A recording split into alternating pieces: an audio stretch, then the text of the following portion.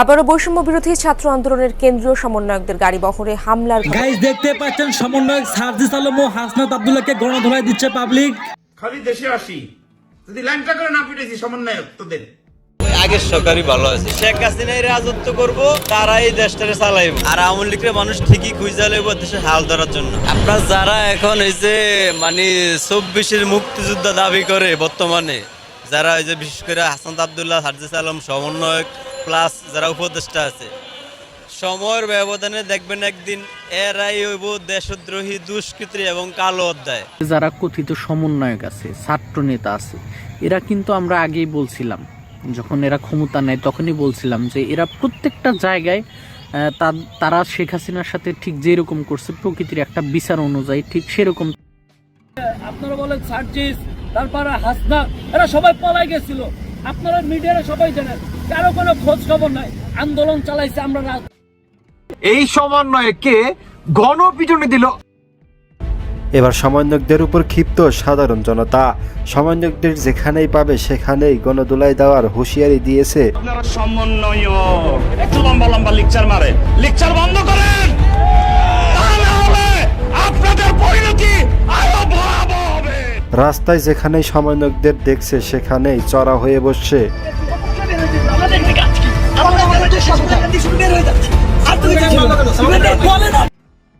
Yunus out হতে যাচ্ছেন এবং একজন সাবেক মন্ত্রীর ছেলেকে তাকে প্রধান উপদেষ্টা করে নির্বাচনের জন্য নতুন উপদেষ্টা পরিষদ গঠন করা হচ্ছে। জুলাই আগস্ট বিপ্লবের তথাকথিত সমন্বয়ক যারা, তারা বাংলাদেশের মানুষের হৃদয়ে আঘাত করেছেন। তারা আর কখনো উঠে দাঁড়াতে পারবে না। এখন শুনবেন শুধু পদত্যাগ বা দেশ ছেড়ে পালানো, অনেক কিছু আপনারা শুনতে পাবেন এবং তাদের মধ্যে মারামারি, সেটি আপনারা দেখতে পাচ্ছেন।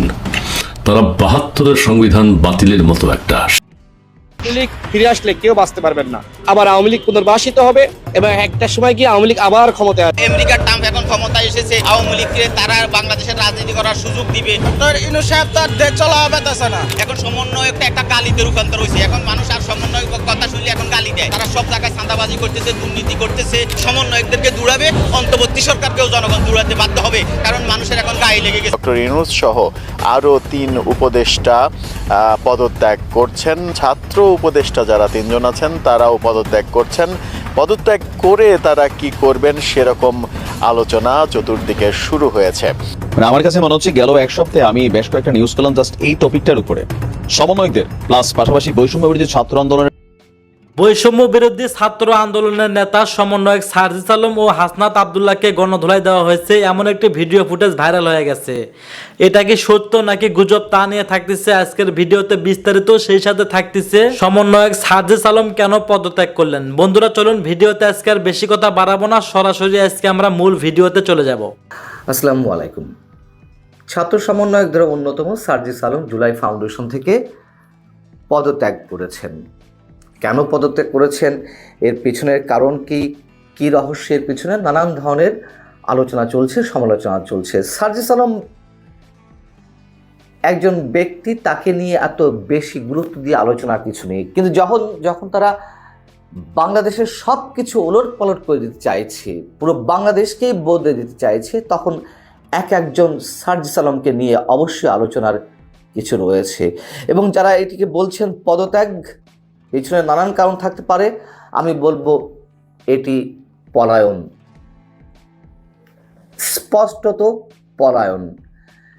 অনেকে মনে করছেন পালিয়ে কোথায় গেলেন, না, তিনি আছেন, তবে এরকম পালানো অনেকেরই লাগতে পারে। এই কথাগুলো আমরা বলছি আশাহতর জায়গা থেকে, আমাদের আশাভঙ্গের জায়গা থেকে। এখন সার্জিস আলম তার পদত্যাগ পত্রে যে কারণগুলোর কথা উল্লেখ করেছেন, সেগুলো যে প্রতারণা, মিথ্যাবাদিতার আশ্রয় নেওয়া, সেটিও স্পষ্ট হয়ে উঠেছে। জুলাই ফাউন্ডেশন গঠন হওয়ার পর থেকে নানান ধরনের অভিযোগ তো ছিলই। এই গণ অভ্যুত্থানে যাদেরকে তারা শহীদ বলছেন, 5 আগস্টের গণ অভ্যুত্থানে, সেই শহীদদের সবার নাম না উঠাতে না পারা, তালিকাতে নাম উঠাতে গিয়ে নানান ধরনের হয়রানির শিকার হওয়া, শহীদ পরিবারের সদস্যদের ক্ষতিপূরণ না দেওয়া, আহতদের যথার্থ চিকিৎসা সহায়তা না পাওয়া, অভ্যুত্থানের 5 মাস পর এসেও আর্থিক সংকটে চিকিৎসা না পাওয়া, সহায়তা পেতে দীর্ঘ শত্রুতা, সহায়তা পেতে গিয়ে অনেকে যেভাবে নাজেহাল হয়েছেন, অবজ্ঞার শিকার হয়েছেন, অপমানের শিকার হয়েছেন, এমন অনেক ধরনের অভিযোগ, বিস্তর অভিযোগ গত বেশ কিছুদিন নিয়ে জুলাই স্মৃতি ফাউন্ডেশন নিয়ে আস্তে আস্তে জমা হচ্ছিল। এবং এই সমালোচনাগুলো যে শুধুমাত্র বাইরে থেকে হচ্ছিল তা না, তাদের ভিতর থেকেই পক্ষ বিপক্ষ নানান জায়গা থেকেই এই ধরনের অভিযোগ উঠছিল। এবং এর মধ্য দিয়ে শুধু এই ঘটনা নয়, আরও বেশ কিছু জায়গা থেকে আমরা দেখতে পাচ্ছি যে দলের আত্মপ্রকাশই এখন ঘটেনি, যে রাজনৈতিক দল গঠন হতে যাচ্ছে, নামই এখনো পর্যন্ত ঠিক করা হয়নি, তার আগেই লবিং, গ্রুপিং, মারামারি, হাতাহাতি, আহত হওয়া, হাসপাতালে ভর্তি হওয়া, এক অদ্ভুত রাজনৈতিক দল গঠিত হতে যাচ্ছে। যাই হোক, বলছিলাম যে তাদের নিজেদের মধ্য থেকে যে অভিযোগ উঠেছিল, ছাত্র সমন্বয়কদের আরেকজন রিফাত রশিদ, তিনি সার্জিস আলমের ভূমিকা নিয়ে প্রশ্ন তুলেছিলেন এবং জুলাই ফাউন্ডেশনকে নতুন করে ঢেলে সাজানোর জন্য সার্জিস আলমের পদত্যাগ দাবি করেছিলেন। তিনি ফেসবুকে স্ট্যাটাসও দিয়েছিলেন, যেটি গণমাধ্যমে এসেছিল, বাইরেও নানান ধরনের লেখালেখি হয়েছে গণমাধ্যমে। সেখানে রিফাত রশিদ লিখছিলেন নিজের ফেসবুক ওয়ালে, জুলাই স্মৃতি ফাউন্ডেশনকে 1 সপ্তাহের মাঝে ফাংশনাল করুন, অন্যথায় আপনাদের বিরুদ্ধে আমরা সর্বস্তরের জনগণ কঠোর আন্দোলন গড়ে তুলব। জুলাই স্মৃতি ফাউন্ডেশনের জন্য ফুল টাইম কাজ করবে এমন বড় একটা এক্সপার্ট টিম অবিলম্বে নিয়োগ দিতে হবে। প্রতি শুক্রবার একটা জেলা সফরে ফালতু ট্রেন্ড বাদ দিতে হবে। আমরা দেখছিলাম হাসনাত আবদুল্লাহ, সার্জিস আলম কিংবা আরও অনেক সমন্বয়ক তারা জেলায় জেলায় সফর করে বেড়াচ্ছিলেন মন্ত্রী পদমর্যাদার সম্মান নিয়ে, এমনটাই তো আমরা দেখছিলাম। যাই হোক, সেটি আবার তাদের মধ্য থেকে রিফাত রশিদের লেখাতে সেটি স্পষ্ট হয়ে উঠেছে। এখন সার্জিস আলম কি মিথ্যাবাদিতার আশ্রয় নিয়েছেন, প্রতারণার আশ্রয় নিয়েছেন, আমি যেটি শুরুতে বলছিলাম, তিনি তার পদত্যাগপত্রে উল্লেখ করেছেন যে যেহেতু ফাউন্ডেশনকে ঢেলে সাজানো হয়েছে, একটা এক্সিকিউটিভ কমিটি গঠন করা হয়েছে, আর একটা গভর্নিং বডি কমিটি হয়েছে, এরকম আরেকটি কি কমিটি আছে, 3টি কমিটি করা হয়েছে, এর মধ্যে কোনোটিতে সাধারণ সম্পাদক পদ নেই। আচ্ছা, আবার তিনি বলছেন যে সময় স্বল্পতার কারণে আমি এই পদ ছেড়ে দিচ্ছি স্বেচ্ছায়। আচ্ছা, এই যে দুটি কারণ, এই দুটি কারণে কি কথিত একজন বিপ্লবী, আমি বিপ্লবী ধরে নিলাম, তারা নিজেদেরকে বিপ্লবী মনে করে, তারা বিপ্লব ঘটিয়েছে, যদিও এই শব্দটা এখন হাস্যকর শব্দেও পরিণত হয়েছে, তো ধরে নিলাম একজন বিপ্লবী, সেই বিপ্লবীর কাছে এই ধরনের কারণ কেউ কি আশা করেন? একটা হচ্ছে সাধারণ সম্পাদকের পদ নেই, সাধারণ সম্পাদকের পদ নাই থাকলো যদি জনগণের সেবা দিতে হয়, যদি তাদেরকে যারা আহত যারা হয়েছেন তাদের প্রতি দায়বদ্ধতা থেকে এবং যারা নিহত হয়েছেন তাদেরকে যদি তারা শহীদ বলে সম্বোধন করেই থাকে, সেই শহীদদের জন্য কাজ করতে গিয়ে কোনো পদ লাগে? এখন অনেকে বলতে পারেন যে পদ লাগে না, এই জন্য বাইরে থেকে কাজ করবে, সেটি কোনো সুযোগ নেই। আমরা যেটি দেখছি, তিনি নিজেই সেটি উল্লেখ করেছেন, সাধারণ সম্পাদকের পদ নেই। তো গভর্নিং বডি বাদ দিলাম, যে এক্সিকিউটিভ কমিটি আছে সেখানে তো সাধারণ সদস্য হয়ে তিনি কাজ করতে পারতেন, তাই না? তিনি তো থাকলেন না। আরেকটি কি, সময় স্বল্পতার কারণ দেখিয়েছেন। কেন সময় স্বল্পতা এখানে ফ্যাক্টর হয়ে দাঁড়াবে? তিনি বৈষম্যবিরোধী ছাত্র আন্দোলনের মধ্য দিয়ে যে গড়ে ওঠা জাতীয় নাগরিক কমিটি, তারা আবার ফাদার সংগঠন হচ্ছেন, নতুন যে রাজনৈতিক দল গঠিত হতে যাচ্ছে বা প্রকাশ হতে যাচ্ছে, সেটিতে তারা ঢুকবেন, রাজনীতি করবেন, এমপি হবেন, মন্ত্রী হবেন, নানান ধরনের স্বপ্ন রয়েছে। তো তাহলে তাদের কাছে গুরুত্বপূর্ণ কোনটি হয়ে দাঁড়ালো? যাদেরকে তারা শহীদ বলছে, সেই শহীদদের প্রতি তাদের কোনো দায়িত্ব নেই। শহীদদের প্রতি দায়িত্ব ছেড়ে তারা রাজনীতি করবে, রাজনীতির পদ পদবি থাকবে, লোভ থাকবে, লালসা থাকবে, নানান ধরনের সুযোগ সন্ধানের বিষয় থাকবে, উচ্চাভিলাষতা থাকবে। এগুলোর কারণেই তিনি সেই শহীদদের প্রতি দায়িত্ব পালন করলেন না, দায়িত্ব ছেড়ে দিলেন। কি এক অদ্ভুত বিষয়। এবং নাগরিক কমিটির মুখ্য সংগঠক হিসেবে তিনি আছেন, এমন তো না যে তিনি সেটিও ছেড়ে দিয়েছেন। তিনি সেটি ছেড়ে দিয়ে যদি এই গভর্নিং বডিতে না থাকুন, সেখানে উপদেষ্টা রয়েছেন, আচ্ছা ধরে নিলাম যে এক্সিকিউটিভ কমিটি রয়েছে, সেখানে তিনি দায়িত্ব পালন করতে পারতেন। যদি সময় স্বল্পতার কথা আমরা যৌক্তিক হিসেবে ধরে নিই, তাহলে জাতীয় নাগরিক কমিটির মুখ্য সংগঠকের দায়িত্ব তিনি ছেড়ে দিতে পারতেন। বিষয়টি হচ্ছে যে এই যে জুলাই স্মৃতি ফাউন্ডেশন, তাদের যে তালিকায়, সেই তালিকাতে কতজন আহতের নাম আছে আমরা জানি। 11,000 সদস্য নাম সেখানে অন্তর্ভুক্ত করা হয়েছে। আহত অনেকে 20, 25, 30 হাজার। তো তার মধ্যে যাচাই বাছাই করে 11,000 নাম অন্তর্ভুক্ত হয়েছে। এই 11,000 মানুষের দায়িত্ব নিতে পারেন না আপনারা? 18 কোটি মানুষের দায়িত্ব নিতে চাইছেন আপনারা? রাজনৈতিক দল করে পুরো বাংলাদেশকে পাল্টে দিতে চাচ্ছেন, সব রাজনৈতিক দলগুলোকে আপনারা চ্যালেঞ্জ ছুড়ে মারছেন। এই আপনাদের নমুনা? কি অসাধারণ বিষয়। আমি স্পষ্ট করে বলছি, তারা যা করতে চাইছে এবং তার কতটুকু তারা করতে পারবে তা এর মধ্যে প্রমাণিত। পদ পদবীর লোভে, ভাগ বাটোয়ারার লোভে বা ভাগাভাগিতে নানান ধরনের অন্তর্দ্বন্দ্ব শুরু হয়েছে, অন্তর্কলহ শুরু হয়েছে। তার বহিঃপ্রকাশ আমরা দেখছি ভয়ঙ্কর ন্যাক্কারজনকভাবে। এবং এর আগেও তো যখন 3-4 মাস আগে যে বন্যা সংঘটিত হলো, বাংলাদেশে অকাল বন্যা, সেই বন্যায় আক্রান্তদের জন্য যে তহবিল গঠন করা হয়েছিল, যে কোটি কোটি টাকা তহবিলে জমা পড়েছিল তাদের, সেই তহবিল নিয়েও তো নানান ধরনের প্রশ্ন উঠেছে। এবং এই জুলাই স্মৃতি ফাউন্ডেশন নিয়েও এর বাইরে আরও অনেক ধরনের বিতর্ক আছে। আপনারা অনেকেই বলতে পারেন, যারা তো শুরু করেছে এদেরকে সহযোগিতা না করে কেন আমরা বিরোধিতা করছি? বিরোধিতা তো করতেই হচ্ছে, যৌক্তিকতার খাতিরে, বাংলাদেশের খাতিরে, বাংলাদেশের রাজনীতি, বাংলাদেশের সামাজিক যে পরিস্থিতি, সব জায়গা থেকেই আমাদেরকে এই কথাগুলো বলতে হচ্ছে। না বলে তো উপায় নেই।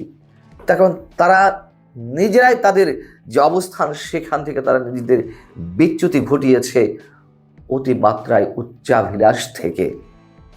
নচেত নিশ্চয়ই নিশ্চিতভাবে তাদেরকে মানুষ দীর্ঘদিন ধরে মনে রাখত শ্রদ্ধার সঙ্গে। সমন্বয়কদের নতুন রাজনৈতিক দল কবে আসছে, এই প্রসঙ্গটি নিয়ে আমরা ডিসেম্বর মাসে খুব জোরালোভাবে শুনেছিলাম যে ছাত্র সমন্বয়কদের একটি রাজনৈতিক দল আসছে ফেব্রুয়ারির মধ্যে। প্রায় 1 মাস হয়ে গেছে, ডিসেম্বর পেরিয়ে গেছে, জানুয়ারিও শেষ হয়ে গেল, কিন্তু সমন্বয়কদের যে রাজনৈতিক দলটি, সেই দলের খুব একটা জোরালো খোঁজ খবর নেই। আমরা সর্বশেষ গত বিজয় দিবসের দিন 16ই ডিসেম্বর জাতীয় নাগরিক কমিটি, যাহা সমন্বয়ক তাহাই জাতীয় নাগরিক কমিটি, এটি বললে ভুল হবে না, এবং যাহা শিবির তাহাই সমন্বয়ক কমিটি, তাহাই জাতীয় নাগরিক কমিটি, এগুলো বললে ভুল হয় না। তো ডিসেম্বরের 16ই ডিসেম্বর বিজয় দিবসের দিন আমরা একটা বড় শোডাউন তাদের দেখেছিলাম, বড় র্যালি দেখেছিলাম। সেই র্যালিতে নাকি ঢাকা মহানগরের বিভিন্ন পাড়া মহল্লা থেকে লোকজন এসে যোগ দিয়েছিল এবং ঢাকার বাইরে থেকেও যোগ দিয়েছিল। মোটামুটি বাংলা মোটর থেকে শাহবাগ পর্যন্ত একটি বড় র্যালি হয়েছিল। এখন যেভাবেই হোক, এটির অংশগ্রহণ পুরোপুরি শিবিরের অংশগ্রহণ ছিল, কারণ ছাত্র শিবির ছাড়া এই বৈষম্য বিরোধী ছাত্র আন্দোলন, মুক্তিযুদ্ধ বিরোধী ছাত্র আন্দোলন বলুন আর নাগরিক কমিটি বলুন, তারা কিন্তু কোনো কর্মসূচি করতে পারছে না। সেই জায়গায় ফেব্রুয়ারিতে তাদের একটি রাজনৈতিক দল আসবার কথা, কিন্তু আজ পর্যন্ত সেটির খবর নেই। রাজনৈতিক দল কি আদৌ আসবে? রাজনৈতিক দল একটা আসবে, সেটি যেনতেনভাবে, যেভাবে তারা বলে যে তাদের প্রতি জনপ্রত্যাশা আছে যে একটি নতুন রাজনৈতিক দলের, প্রচলিত রাজনৈতিক দলগুলোর বাইরে একটি জনপ্রত্যাশা আছে। জনপ্রত্যাশা মানুষের থাকতে পারে, কিন্তু বাংলাদেশ সেটি কতটুকু প্রত্যাশা পূরণ করতে পারে সেটি বিষয়। কারণ আমাদের যে রাজনীতি, বাংলাদেশের যে প্রচলিত রাজনীতি, আমি বলবো না যে আমাদের রাজনীতি আমাদেরকে স্বর্গে নিয়ে গেছে, আমরা কিন্তু এখনো মর্তেই রয়ে গেছি। বাংলাদেশের স্বাধীনতার যে 54 বছর হতে চলল, এই 54 বছরে আমরা যে তিমিরে ছিলাম আসলে সেই তিমিরেই আটকে আছি। হ্যাঁ, কিছু কিছু ক্ষেত্রে উন্নতি হয়েছে, জীবনযাত্রার উন্নতি হয়েছে, এটা সারা পৃথিবীর জীবনের উন্নতি হয়েছে। সেই ধারাবাহিকতায় বাংলাদেশের জীবনের উন্নতি হয়েছে। সারা পৃথিবীতে ইন্টারনেটের কি বলবো বিপ্লব ঘটেছে। আজকে ইন্টারনেটে আপনাদের সঙ্গে আমি কথা বলতে পারছি, সারা পৃথিবী কথা বলছে, আমিও কথা বলছি। সেই পৃথিবীর ধারাবাহিকতায় আমার উন্নতি হয়েছে। কিন্তু আমার 54 বছরে যে আমার দেশের একটা গুণগত পরিবর্তন, মানুষ তৈরি, মানুষকে মানব সম্পদে পরিণত করা, সেগুলো আসলে হয়নি।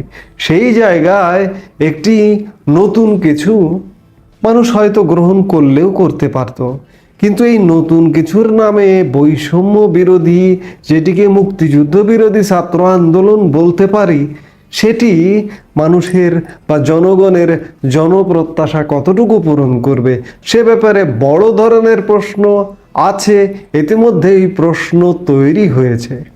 সেই জায়গায় এই যে বৈষম্য বিরোধী ছাত্র আন্দোলন কিংবা জাতীয় নাগরিক কমিটির রাজনৈতিক দল, এটি দুঃস্বপ্নই বলা যায়।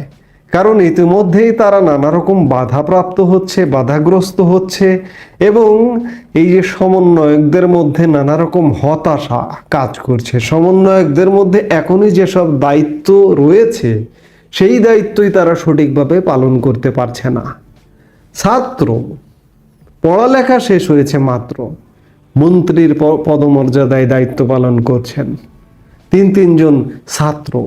একবার চিন্তা করেছেন, একবার ভাবতে পেরেছেন? তাদের মধ্যেও হতাশা কাজ করছে। এই যে হতাশা থেকে প্রতিনিয়ত স্ট্যাটাসও দিচ্ছে সমন্বয়করা। যেমন মাহফুজ আলম, যিনি উপদেষ্টাও, সমন্বয়ক এবং উপদেষ্টা, তিনি গতকালকেও একটি হতাশাপূর্ণ ফেসবুক স্ট্যাটাস দিয়েছেন। ফেসবুক স্ট্যাটাসে তিনি লিখেছেন যে জুলাই গণহত্যার খুনিদের আমরা চিনি, কিন্তু গণহত্যায় জড়িত ফ্যাসিবাদের দালাল আর দোসররা কে কোথায় আছে? যাবতীয় দেশি বিদেশি সাবোটেজের পেছনে তারা আছে। তাদের নিয়ে কথা বলুন, তাদেরকে আইনগত শাস্তির আওতায় আনতে সরকারকে সহযোগিতা করুন। ফ্যাসিবাদের দালাল ও দোসরদের জনগণের কাছে ঘৃণিত করে তুলুন। ক্ষমা প্রার্থনা না করলে ও শাস্তি প্রাপ্তি না হলে তাদের গ্রহণ করবেন না, তাদের ঘৃণা করুন, তাদের চক্রান্ত রুখে দিন। স্ট্যাটাস, মাহফুজ আলমের স্ট্যাটাস। চক্রান্ত কে কার চক্রান্ত রুখে দেবে? আজকে তো বাংলাদেশের মানুষের কাছে পরিষ্কার কে চক্রান্ত করেছে। চাকুরির নামে, চাকুরিতে কোটার নামে জুলাই যে ষড়যন্ত্র করা হয়েছে, সেই চক্রান্তকে রুখে দেবে। বাংলাদেশের জনগণ কিন্তু প্রস্তুত হয়ে গেছে, রেডি হয়ে গেছে সেই চক্রান্ত রুখে দিতে। এবং এখন পর্যন্ত এই যে অসাংবিধানিক অবৈধ একটি সরকার দেশ দখল করে আছে, এই চক্রান্ত রুখে দেবার জন্য মানুষ কিন্তু মানসিকভাবে প্রস্তুত হয়ে রয়েছে। আরও দেখুন, এই যে ছাত্র সমন্বয়কদের যেখানে যেখানে যেভাবে দায়িত্ব দেওয়া হয়েছে, কোনো রকমের অভিজ্ঞতা নেই, কোনো রকমের এক্সপার্টিস নেই, এমন সব দায়িত্ব দেওয়া হয়েছে। এই যে জুলাই স্মৃতি ফাউন্ডেশন নামে একটি ফাউন্ডেশন গঠন করা হয়েছে। কাদেরকে দায়িত্ব দেওয়া হয়েছে? ছাত্রদের, ছাত্র সমন্বয়কদের। এই যে জুলাই স্মৃতি ফাউন্ডেশন নিয়ে একটা লেজেগোবরে অবস্থা পাকিয়ে ফেলেছে সরকার। এখানে 100 কোটি টাকা, শুরুতেই 100 কোটি টাকা অনুদান দিয়ে এই ফাউন্ডেশনটা শুরু করেছে। এর মধ্যে আরো কয়েকশো কোটি টাকা দেওয়া হয়েছে। এই টাকাগুলো তো আপনার আমার ট্যাক্সের টাকা। এই টাকাগুলো যাচ্ছে কোথায়? শহীদের নামে বিতরণ করা হচ্ছে। আসলে শহীদটাও কি সঠিক? শহীদ কিসের শহীদ? শহীদ কাকে বলে? শহীদের সংজ্ঞাটি কি? সরকার সর্বশেষ একটি গ্যাজেট প্রকাশ করেছে 834 জনের, তাদেরকে শহীদ বলা হচ্ছে। তারা কোথায় মৃত্যুবরণ করেছে? কোন যুদ্ধে তারা শহীদ হয়েছে? কিভাবে মৃত্যুবরণ করেছে? এই 834 জনের তালিকা যদি আপনি গবেষণা করেন, বিশ্লেষণ করেন, সেটির মধ্যেও ভেজাল খুঁজে পাবেন। এরই মধ্যে আপনাদের সঙ্গে আমি যখন কথা বলছি ঠিক তখন খবর এলো জুলাই স্মৃতি ফাউন্ডেশনের সাধারণ সম্পাদক ছাত্র সমন্বয়ক সার্জিস আলম সেই পদ থেকে সরে গেছেন। তিনি তার ভেরিফাইড ফেসবুক পেজে স্ট্যাটাস দিয়ে জানিয়েছেন যে তিনি এর সাথে নেই। সেই স্ট্যাটাসে তিনি বলেছেন, জুলাই শহীদ স্মৃতি ফাউন্ডেশনের সাধারণ সম্পাদকের দায়িত্বে আমি নেই। এই ফাউন্ডেশনের গতি ত্বরান্বিত করার জন্য ফাউন্ডেশনের গঠনতন্ত্র, কাঠামো ও কাজের প্রক্রিয়াতে পরিবর্তন আনা হয়েছে। এখন থেকে এক্সিকিউটিভ কমিটি পুরো অফিসের সার্বিক বিষয়ে পরিচালনার দায়িত্ব পালন করবে। চিফ এক্সিকিউটিভ অফিসার সিইও সেখানে অফিসের প্রধান হিসেবে দায়িত্ব পালন করবে। মীর মাহবুবুর রহমান স্নিগ্ধ বর্তমানে সিইও হিসেবে দায়িত্ব পালন করছে। একবার চিন্তা করুন, রাজনৈতিক দল তো দূর কি বাত, যে দায়িত্বগুলোতে দেওয়া হয়েছে সেই দায়িত্ব থেকে পলায়ন পথ খুঁজছে। এখন সামনে আরো নানা রকম পলানোর পথ তারা খুঁজছে, এক্সিট খুঁজছে, সেফ এক্সিট খুঁজছে। এটি তার একটি উদাহরণ।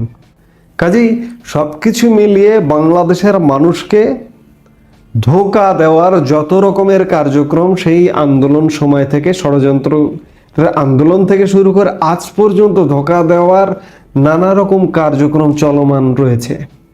এই যে জাতিসংঘ থেকে একটা তদন্ত দল আহ্বান করা হয়েছিল, সেই তদন্ত দলকে আজ পর্যন্ত তারা 2 মাস হচ্ছে ফিরে গেছে, আজ পর্যন্ত সঠিক তথ্যপত্র দিয়ে সহযোগিতা করতে পারেনি সরকার, এবং আদৌ কোনোদিন পারবে বলে এটি মনে হয় না।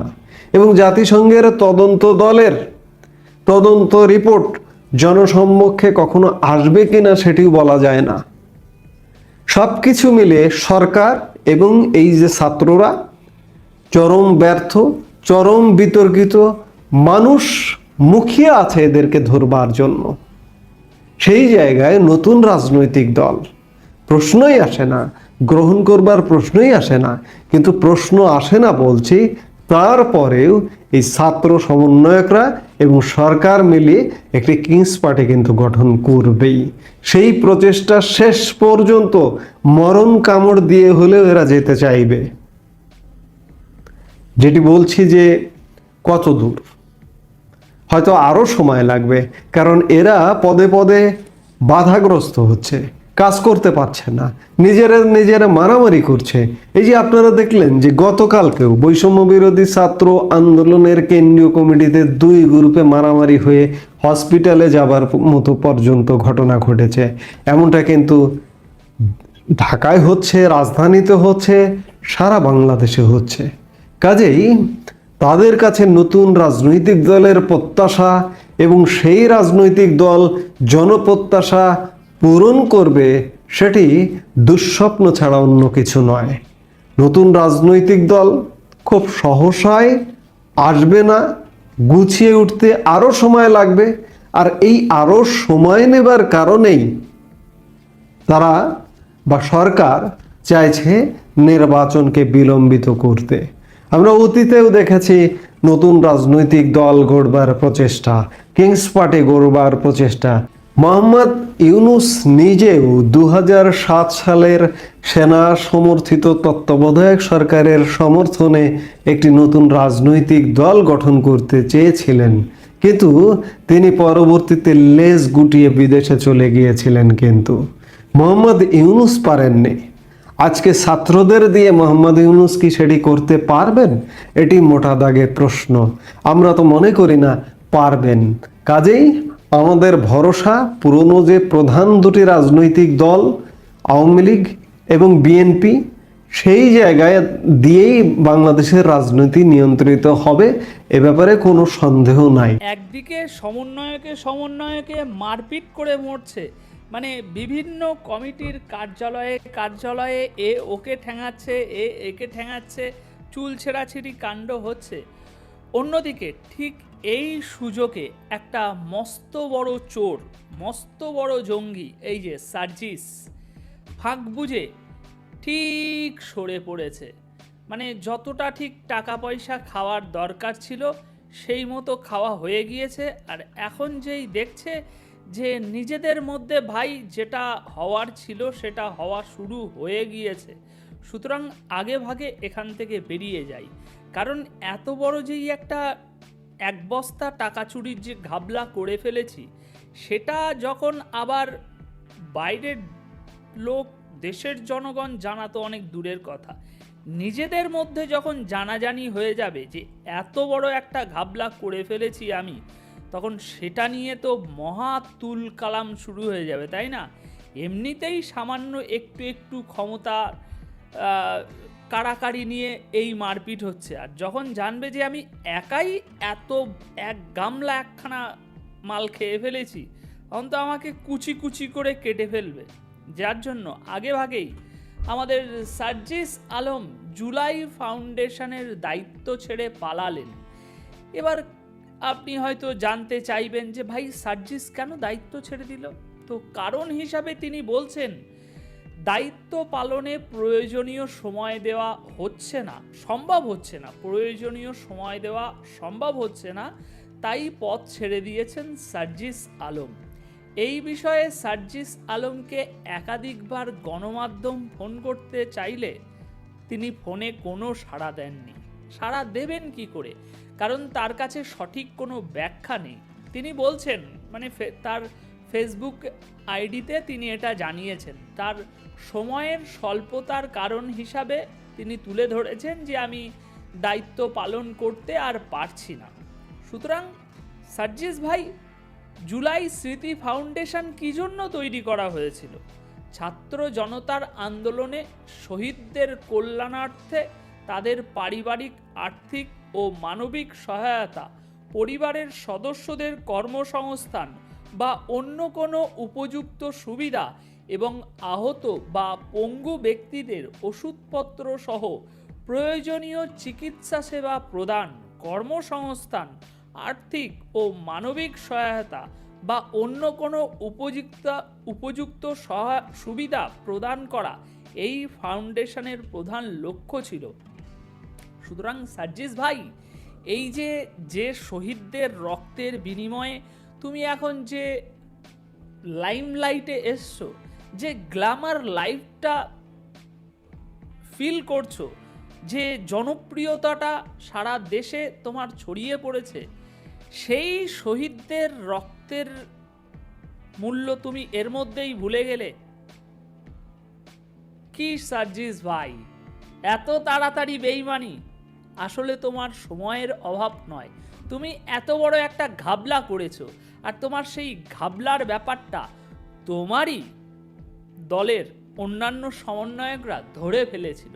সেই প্রমাণ আমি নিয়ে এসেছি যে ইতিমধ্যেই তোমাকে জুতো মেরে তাড়ানোর পরিকল্পনা হয়ে গিয়েছিল এই সমন্বয়কদের টিমের মধ্যে।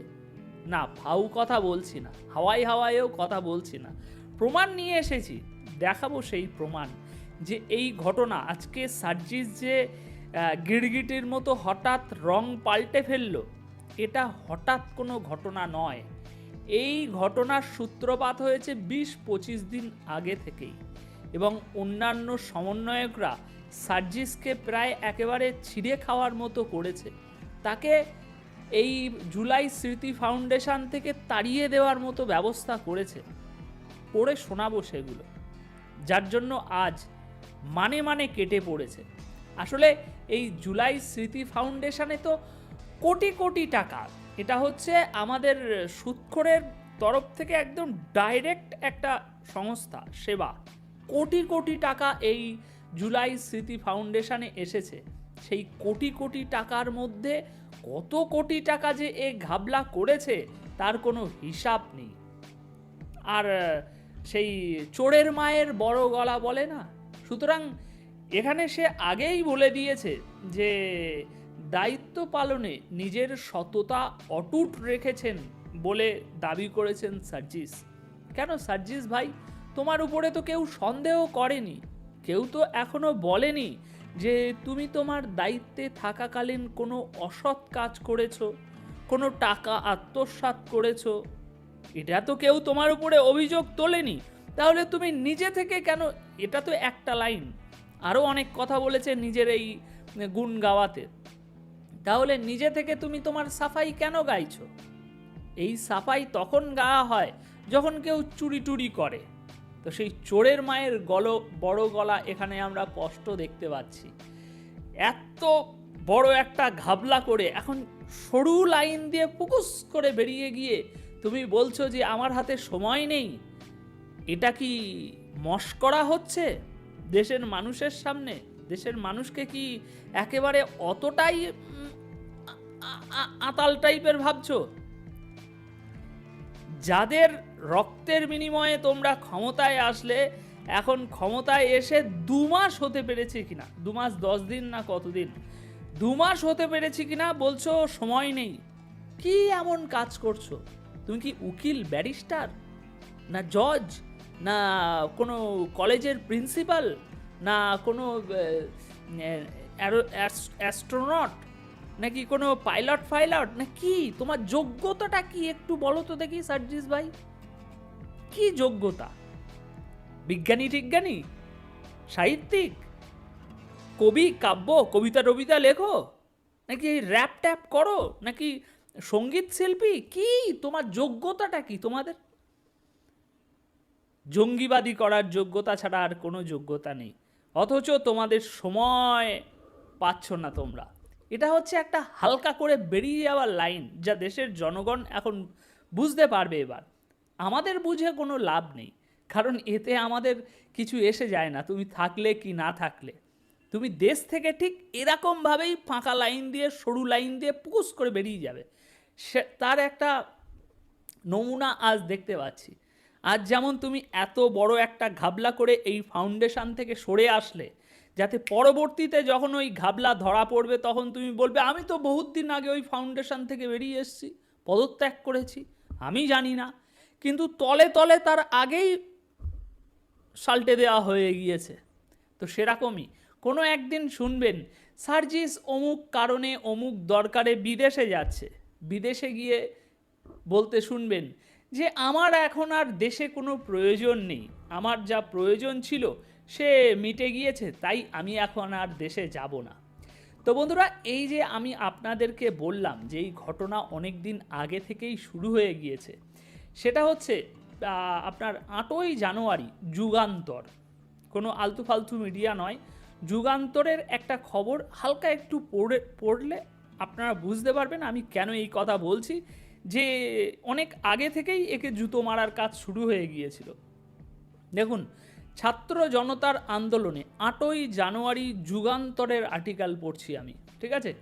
ছাত্র জনতার আন্দোলনে শহীদ পরিবারের সদস্যদের সহায়তা ও আহতদের চিকিৎসা ও পুনর্বাসনে গঠিত জুলাই স্মৃতি ফাউন্ডেশনের কার্যক্রম, ফাউন্ডেশনের সম্পাদক সার্জিস আলমের ভূমিকা নিয়ে ফেসবুকে তুমুল সমালোচনা শুরু হয়েছে।